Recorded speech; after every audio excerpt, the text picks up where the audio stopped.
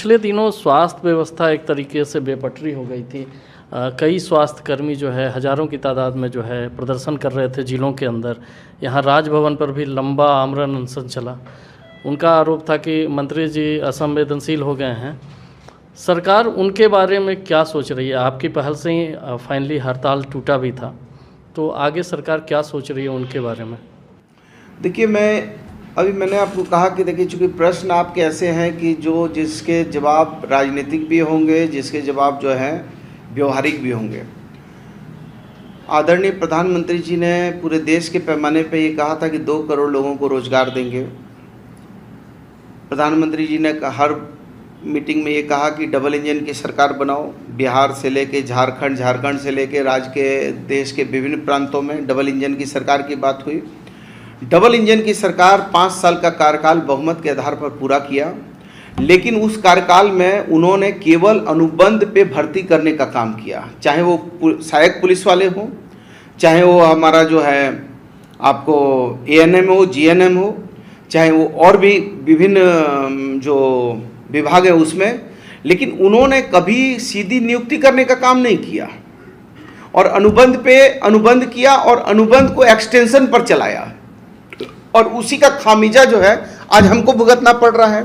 जो हमारे NHM के कर्मियों ने हड़ताल किया, लेकिन इसके बाद भी हम लोगों ने एक बीच का रास्ता निकालने का प्रयास किया है कि जो हमारे NHM के अनुबंध कर्मी हैं उनको हम लोग, जिन लोगों ने 10 वर्ष का कार्यकाल किया है, उनको हम 50 अंक, उनको अनिवार्यता के आधार पर 50 अंक देंगे और 50% हम जो नियुक्ति निकालेंगे उस नियुक्ति में 50% NHM के वो अनुबंध कर्मी हिस्सेदार होंगे और 50% को जनरल करेंगे।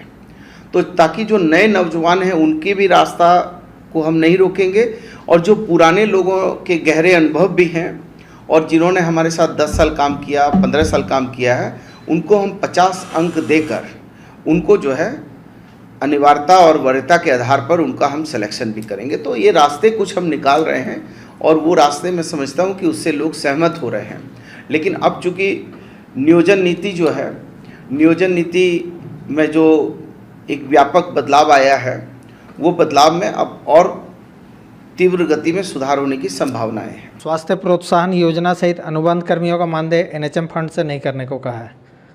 इसके लिए सरकार फंड की कहाँ से व्यवस्था कर रही है? देखिए, सबसे पहली बात तो ये है कि मैं तो ये बार बार कहता हूँ कि जब कभी भी केंद्रीय स्वास्थ्य मंत्री जी बैठक बुलाते हैं, दिल्ली में अभी बनारस में बैठक हुई, मैंने ये कहा कि भारत सरकार यदि ये सोचती है कि अंतिम पायदान पे खड़े व्यक्ति को स्वास्थ्य लाभ देना है और शिक्षित करना है, 2 ऐसे गंभीर विषय हैं कि एक तो शिक्षा और एक स्वास्थ्य, तो भारत सरकार को फिर ये हठधर्मिता छोड़ देनी चाहिए कि 60-40 का रेशियो में योजनाओं को लाएं। जो केंद्र प्रायोजित योजनाएं हैं वो 60-40 नहीं होनी चाहिए, वो 90-10 की योजना होनी चाहिए, पहली चीज़।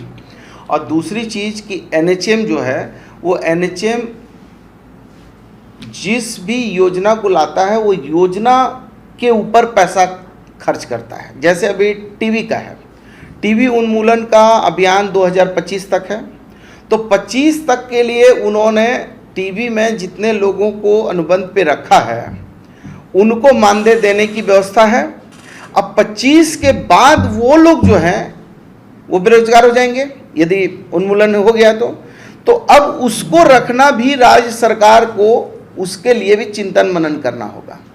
तो जो वो उन लोगों ने जो योजनाएं केंद्र प्रायोजित पैसे से लाई हैं उसको करेंगे और हमारी सरकार, हमारे मुख्यमंत्री बड़े संवेदनशील हैं और हम अपने राज्य की जनता को, अपने राज्य के मेहनतकश लोगों को भूखे मरने नहीं देंगे। जब कोविड जैसी विपरीत परिस्थिति में, आपको याद होगा ना कि डबल इंजन की सरकार में लोग भूख चावल चिल्ला के मरे थे। आप लोगों के भी पेपर में आया था कि लोग जो हैं खाने के लिए मर गए थे। लेकिन कोविड के कार्यकाल में जब लोग एक दूसरे से मिलने में डर रहे थे, उस समय भी एक राज्य में ऐसा न्यूज नहीं आया कि कोई एक आदमी जो है भोजन के बिना मरा हो।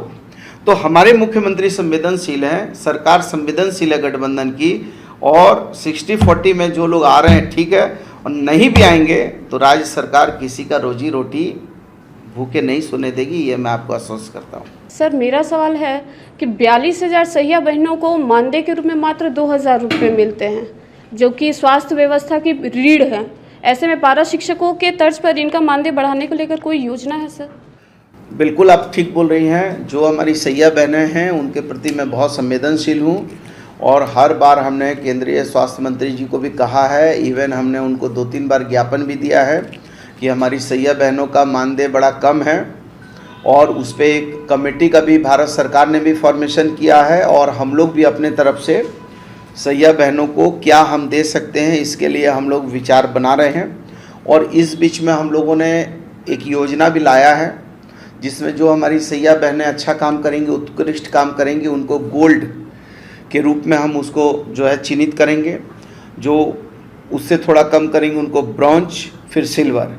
तो 3 तरह से हमने उनको भी इससे कोई बहुत उसमें एक केवल उत्साह आएगा, लेकिन फिर भी उसको 1,000 रुपया अतिरिक्त देने का, 1,000 रुपया, 750 रुपया, 500 रुपये देने का हम लोग ने प्रावधान किया है।